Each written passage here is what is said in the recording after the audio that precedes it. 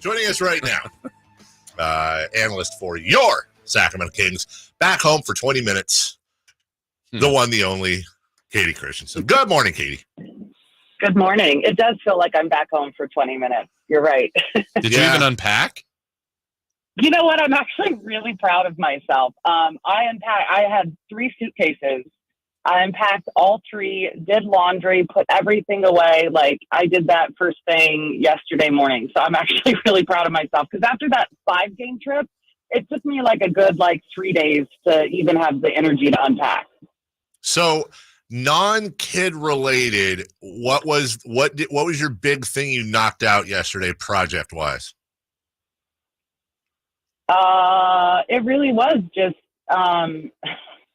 it was just like unpacking, doing laundry. I picked up dog poop in the backyard and raked Scrabble. So played Scrabble after the rain. That was because my backyard is a lot of gravel. So I thought you said played Scrabble. I did too.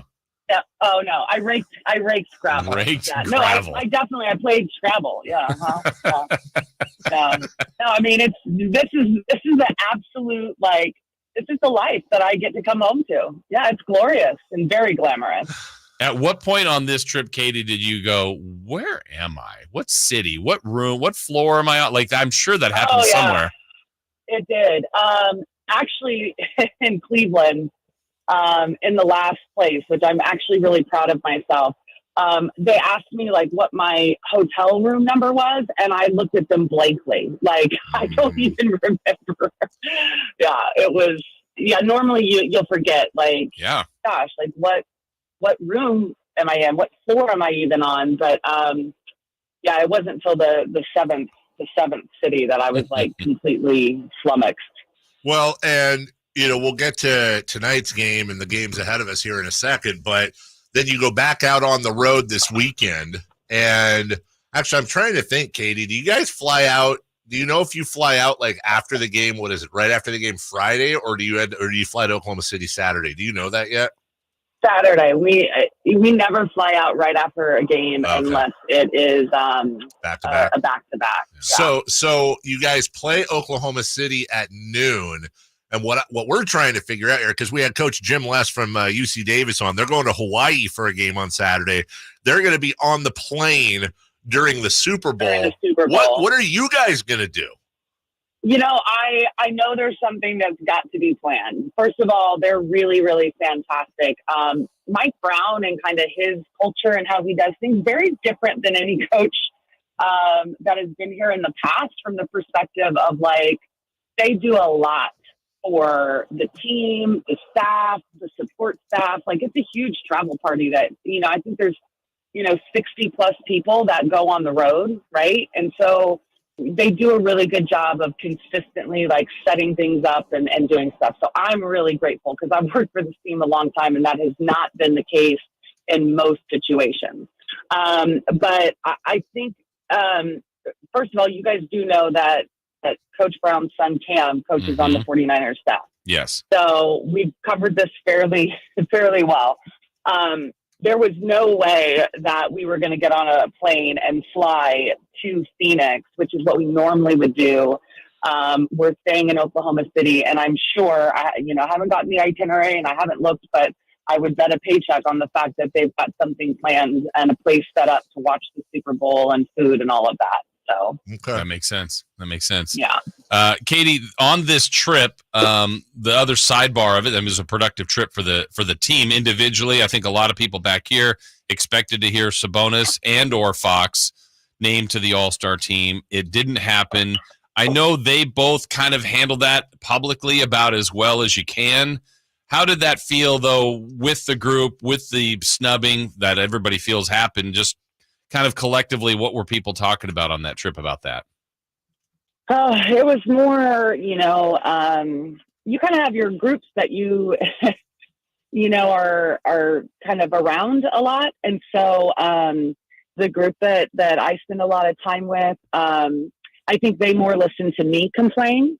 No. And listen to me kind of vent my anger and just supported the anger, like, I know, I understand. I completely understand. I agree with you. Like, but, Coach Brown had his words for the media, the players, the guys, Darren and Domas, like, I didn't ask them one-on-one. I didn't ask any of the players one-on-one. It came out in open media. And so I will say, from a demeanor and a performance standpoint, they handled it incredibly well, which I expect them to do because they are classy, like, professional guys. And I do know that, there was an opportunity for everyone to watch it together. And there were some people that were like, hey, I would just like to watch it alone in my room. So I think that, if you struggle with the news, then you're alone. Yeah.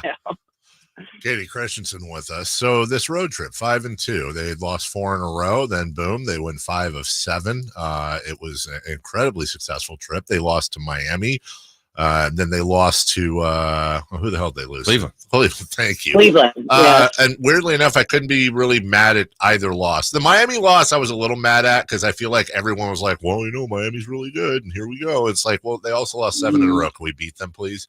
But then the Cleveland was like, Cleveland's just, holy God, they're really good right now.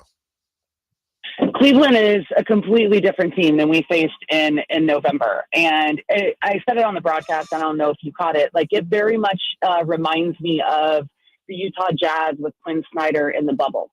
That's when he made the decision that they were going to completely change the way that they played. And it's in the same way as JB Bickerstaff has done with the Cavs. And all of this, of course, came about because they had some massive injuries. Evan Mobley was out.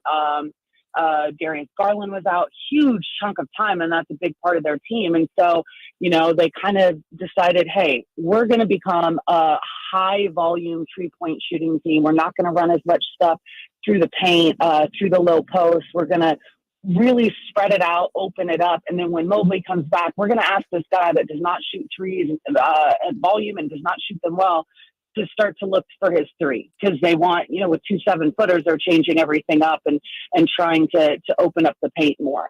And they have a bunch of really high quality shooters and guys that weren't really in the rotation that then got a great chance to be in the rotation, and they performed well. They shot the three well, and they're a really tough team. You guys, like, I know, and I kind of genuinely, I kind of stay off Twitter. I very rarely go on and read things or read remarks or comments or what have you.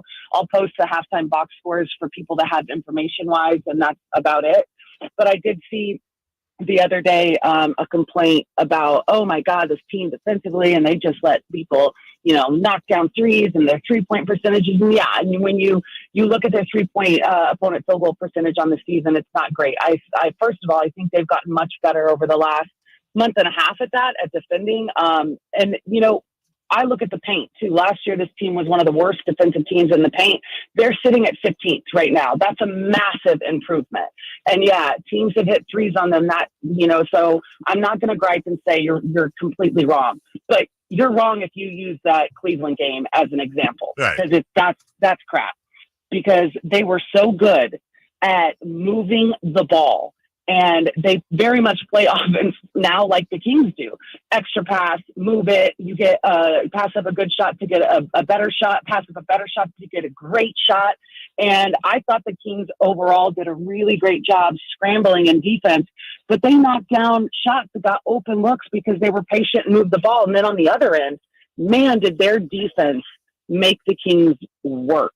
And I can't tell you how many times, and this is not normal within the Kings offense, at a high percentage, they made the Kings use most of the shot clock. And you do not see that very often with teams defensively against the Kings. So, you know what? You just have to give them credit. I'm not at all mad at the Kings and how they performed. I'm not looking at this as like, oh, you should have gone 6-1. No. Be happy with how the road trip went and give Cleveland their flowers. I don't give anybody credit. You say that on the broadcast all the time. I don't. I'm giving anybody credit. Yeah, because you're Captain Petty. Yeah, that's fine. Tom. It's his nickname. Kayte, I know you're speaking of social media. I would say over the last, probably before the road trip, maybe, I think maybe all of Sacramento was like, trade Harrison Barnes, get him out of here, trade Barnes.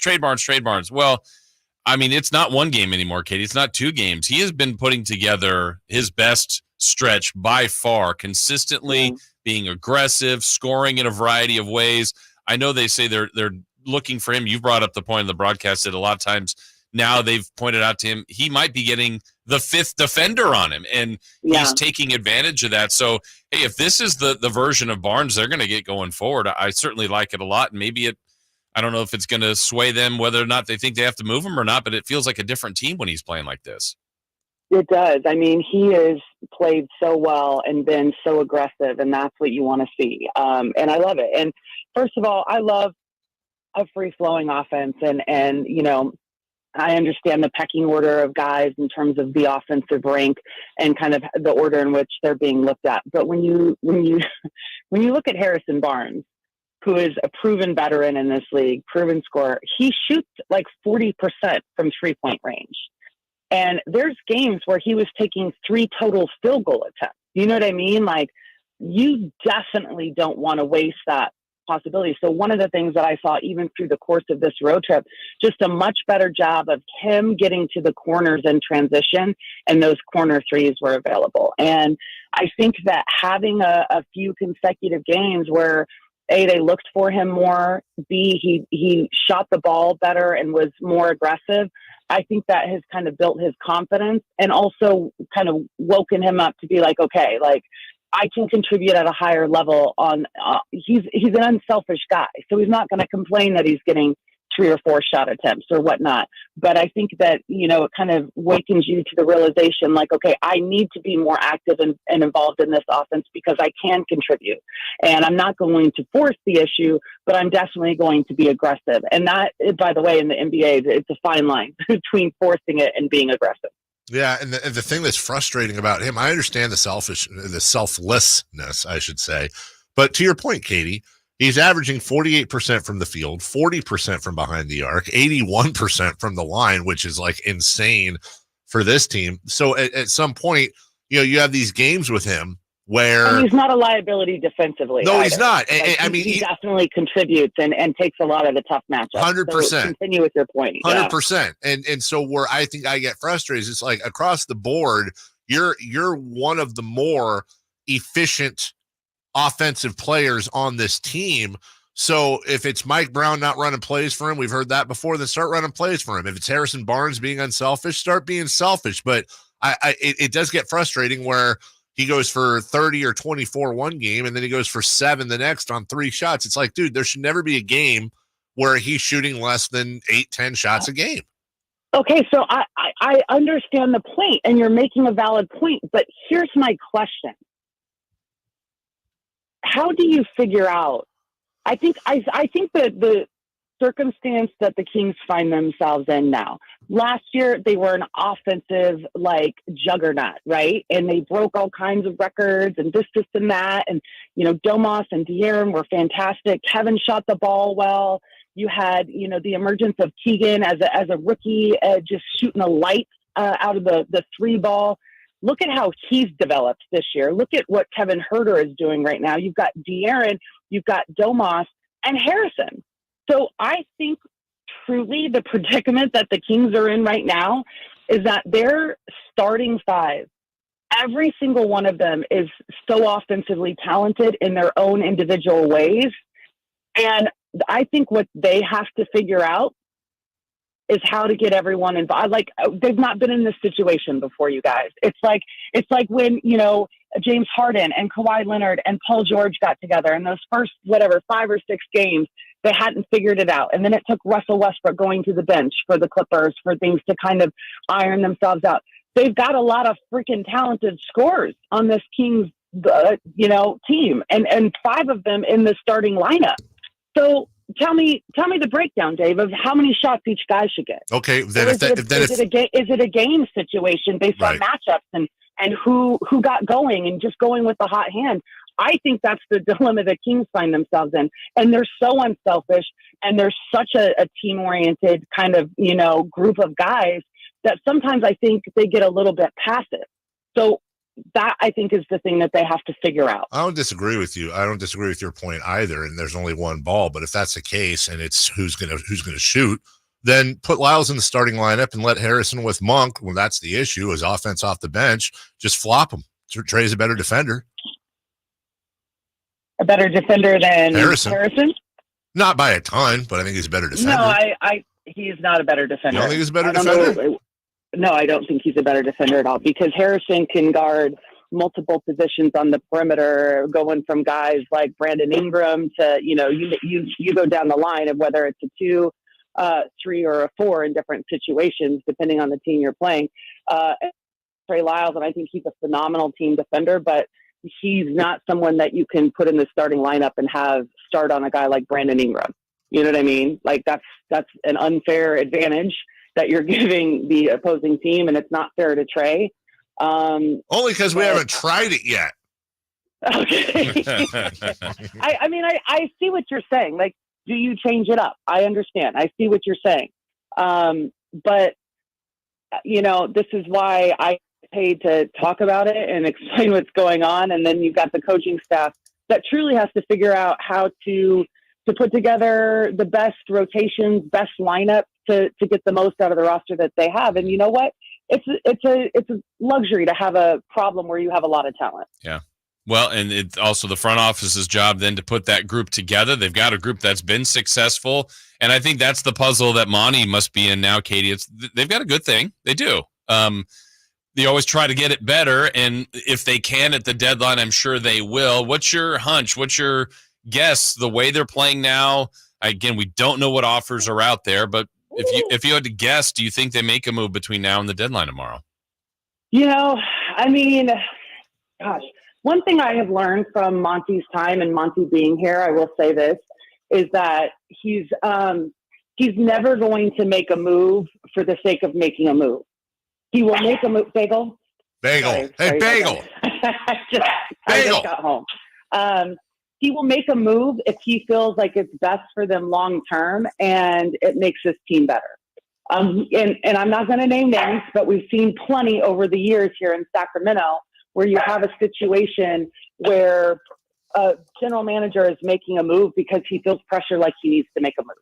That is not the situation that the Kings are in. So I'm with all of you guys. I'm really, really curious to see what Monte McNair and Wes Wilcox do with the trade deadline, like just really, staring us down at this point. So I can't answer your question. I don't know. Like, do I think they need to?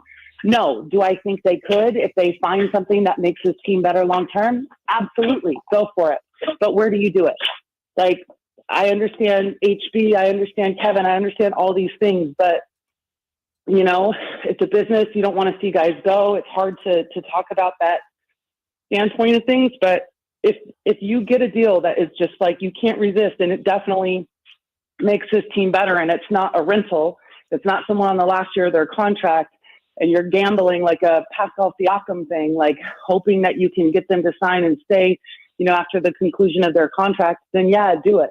But I've learned this about this front office. They are very, very careful and cautious about how they handle the trade deadline. All right. Well, let's play a fun game here. Earlier in the day, Kayte, I put out a poll on Twitter. This was to Kings fans. Would you be fine if the Kings made no trade deadline moves? Now, we put this out just under an hour ago, a little over 500 votes in. That's a decent sample size. Jason, what percentage says what? Your guess? I would say what you asked it. Would you be fine? Would you be fine? And is it yes or no? Yes. If the Kings made no trade deadline moves, would you be fine? Yes or no? I'm going to say yes is 30%. No is 70%. Kayte? I'll say 60-40 no. 60-40 no, and you said 30-70 no? Mm-hmm. I'm surprised at this. 55.3% of Kings fans say no. Oh. 44.7. I'm bringing this up to make a point because that's lower than all three of us thought. I honestly was more with you, Jason. I thought it'd be more 70-30 just because fans, and myself included, like we're impatient. We want to see moves.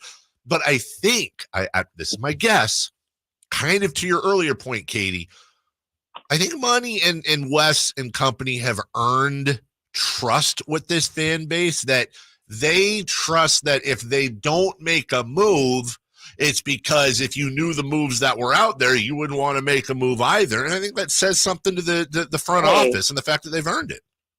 By the way, yes, I hope that they are given that grace no matter what, comes out of the deadline, right? But I will say this. We don't know, even as media, people close to the team, the media that covers this team on a daily basis, you really have no true 100% clear vision into what is going on behind closed doors, the deals that are there, the talks that are being had. And that's the thing. It's like, there's a lot of things we'll never know. And there could have been something that at the last minute they were asking for too much. And, Monty and West can be like, absolutely not. That's a big piece of it. Like Keegan Murray is off the table, right? Keegan Murray's off the table. De'Aaron Fox is off the table.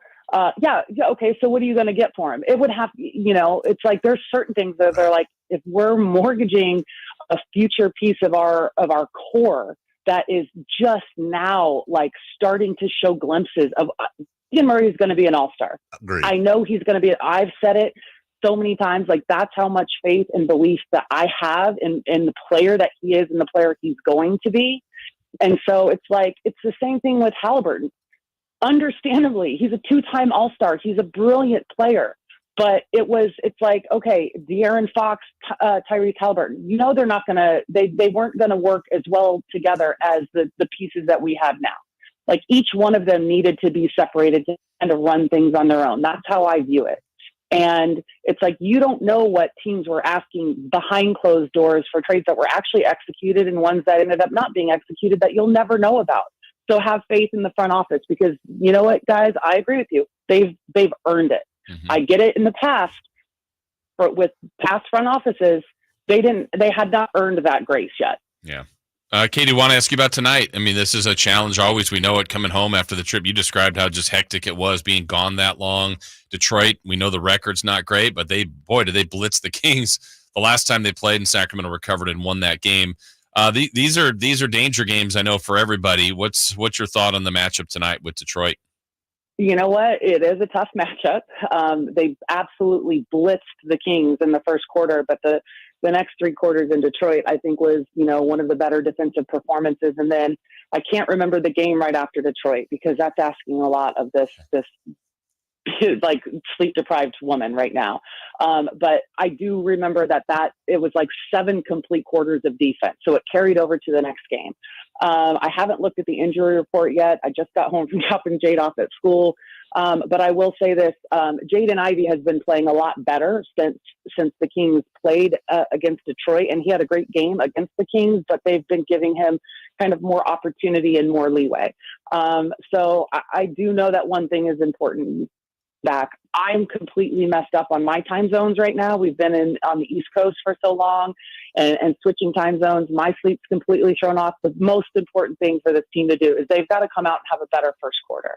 Because there is a legit, jet lag. There's a legit kind of mental thing about coming back, especially from a 2-week-long road trip. So you have to go in and take this team very seriously. And they have some really, really talented bigs as well. So it's going to be a challenge for everyone on the boards, just making sure that you're not turning the ball over. The thing about this Detroit team is they're not great in half-court offense, but they're really great at pushing and transition and free-flowing because they're young and they want to play free. So if you can take care of the ball and not turn it over at a high rate, you're helping yourself in a huge way. They're a bunch of babies. Ooh, 3 hours. Try 8 hours, okay? 3-hour freaking time zone. Like that's not even prime time. And you have to come back and do what? I'd come back and fill content for 4 hours the next day. It's 2 p.m. to 6 p.m. my time. If I'm coming back from England, you guys flying back on a private plane, first class. And your jaw's sore. Is that the thing? Is like 4 hours on a 8-hour flight or whatever the heck you're complaining about? And listen, don't make me start exposing for the reasons that you don't need to act like you're traveling like a schlep, okay? Wow. Did you feel her rolling up her sleeves right there? I did. Pulling out her bandana from her pocket, blowing her nose, putting it back in, getting ready to go? All right, you. Well, welcome. Welcome back. Go do mommy stuff. Well deserved, and we'll see you tonight on the broadcast. All right. Okay. say bye-bye. She was done with that. She was. Yeah. She didn't want to hear, 3 hours. The game's starting at 4. Come on, man. Come on. You and I are flying, exit row Southwest. If we're lucky. Yeah. If we're down in baggage with Jim Les. Yeah. Fuselage. Yeah, these guys are lying on couches. Yeah. With little cucumbers on their eyes. Yeah, that's exactly how it happens. Exactly what's going on. We'll take a break when we come back. 4 Down Territory brought to you by